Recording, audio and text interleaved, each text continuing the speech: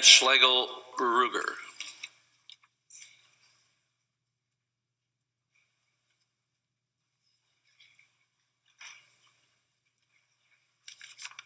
Thank you for your time and attention to this today.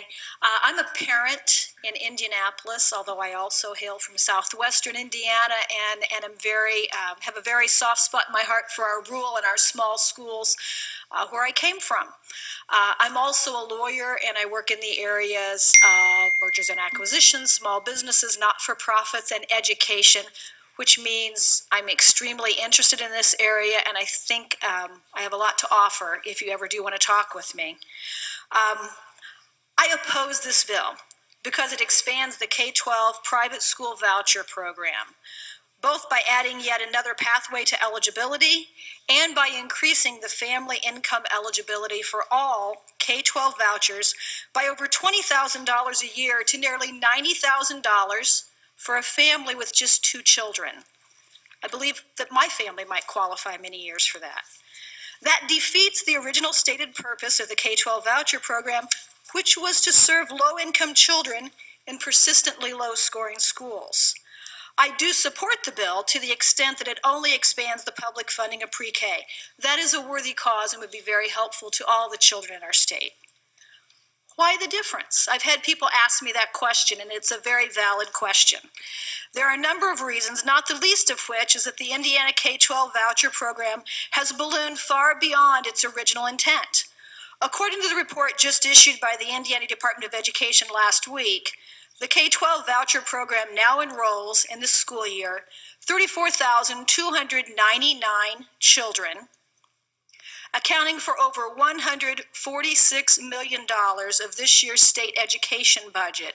And as you recall, that's one unified budget for both vouchers and public schools, since the legislature has not yet chosen to establish 2 separate budgets, which I would encourage you to do.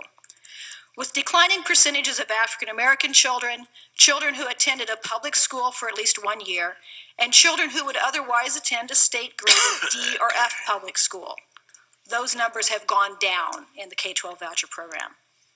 Aside from those quite serious concerns because they speak to issues of economic and racial equity, as well as the increasingly limited funding available for the 93% of Indiana children who attend open and democratically governed community public schools, there is another massive problem in mixing the On My Way pre-K program and the privately operated but publicly funded K-12 private school voucher program.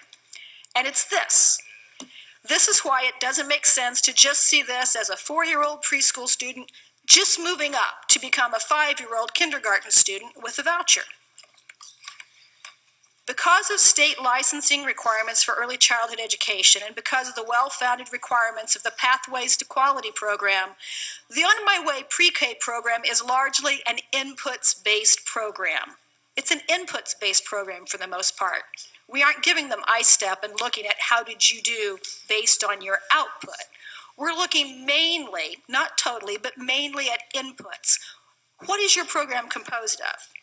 So because of that, these programs have embedded requirements, whether or not you see them in this statute you're looking at, for such things as minimum square footage, teacher-to-student ratios, group sizes, and to some degree curriculum. But the K-12 voucher program doesn't have those requirements. The legislature decided that they didn't want to have those kind of requirements for private schools, although public schools do have many of those requirements.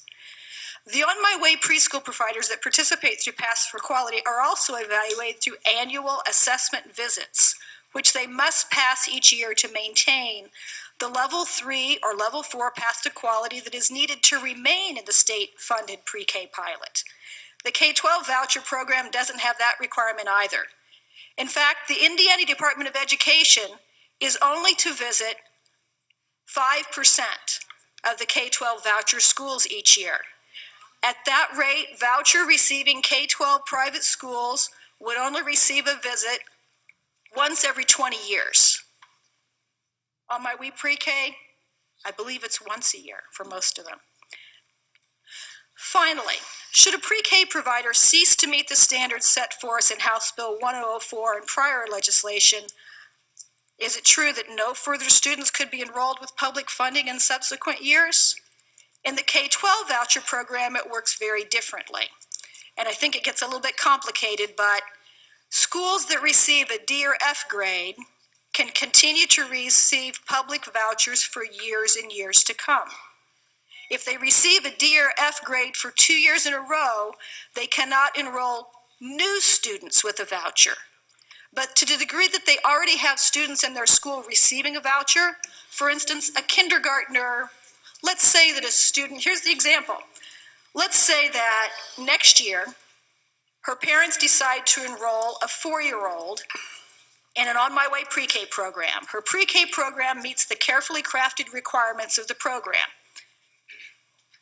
You want to wrap up your remarks, please? Almost done. Is that okay? Finish quickly. Yes.